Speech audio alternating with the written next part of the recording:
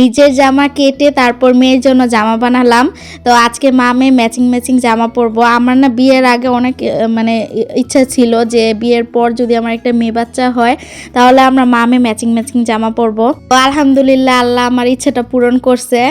তো দেখাই কিভাবে কি করলাম। তো এই যে এটা ছিল আমার একটা নাইটি, যখন রুহি পেটে ছিল তখন আমি এটা বানাইছিলাম, বাট এটা আমার এত পরা হয় নাই, যেহেতু লং জামা আমি পরতে পারি না তাই এই নাইটিটা আর পরা হয় নাই কা।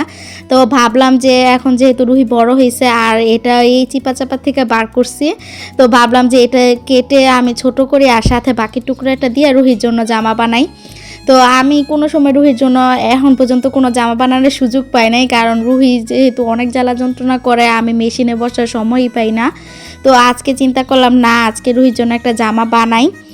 তারপর বসে পড়লাম কাটতে। এই যে নিচে আমার মাপ মতো নিয়ে কেটে তারপর বাকি অংশটা আমি রেখে দিছি।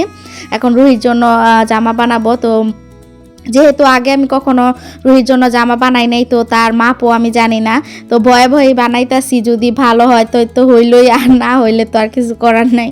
দুইটা টুকরা থেকে আমি একটা টুকরা নিয়ে তারপর হচ্ছে বডিটা আগে কাটবো। বডির মাপ নিয়ে তারপর হচ্ছে আমি মাপ নিয়ে ভালোভাবে কেটে নিতেছিলাম। আর এখানে গলাকের কাটছি। আর হচ্ছে এই জামা থেকে না একটু টুকরাও বের হয় নাই, মানে আমি যে একটু ডিজাইন করব বা ই করবো কিছু কোনো কাপড়ই বের হয় নাই।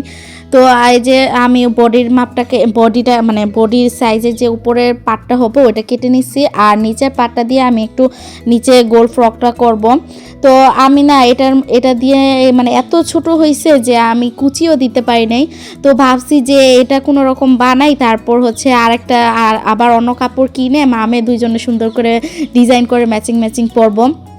তো এটা যেহেতু আগে ছিল তাই আমি কোনো রকমই বানাইতেছিলাম। তারপরও ফাইনাল লুকটা তো আপনারা দেখছেনই, অনেক সুন্দর হয়েছে আর আমাদের দুজনকে অনেক সুন্দর লাগছে মাশাল্লাহ। আর রুহি যেহেতু ঘুমাইতেছে আমি ভাবলাম তো এই ফাঁকে জামাটা বানায় ফেলি। আর যতটুকু পারছি এর মাঝে কিন্তু রুহি অনেকবার উঠে গেছে, আমি রুহির গিয়ে খাওয়াইছি তারপর আবার ঘুম পাড়াইছি। তো কয়েকবার উঠার পরেই তারপর আস্তে ধীরে আমি কাজটা শেষ করছি। আর প্রথমে আমি জামার উপরের অংশটা সেলাই করছি, তারপর এখন নিচের অংশটা সেলাই করব। আর উপরের অংশ সেলাই করতে গিয়া দেখি যে আমার একটু মানে কাপড় শর্ট পড়ছে, যেহেতু একটা ফাড়া দিছি আর ওইটার মধ্যে একটা বুতাম লাগামো। তো সেজন্য দেখলাম যে তারপর যেহেতু আমরা সেলাই করি ঘরে টুকিটাকি কত কাপড়ই থাকে, বাট ওই দিন না কোনো কাপড় মানে এটার সাথে ম্যাচিং করে আমি টুকটাক কোনো কাপড়ই পাই নাই।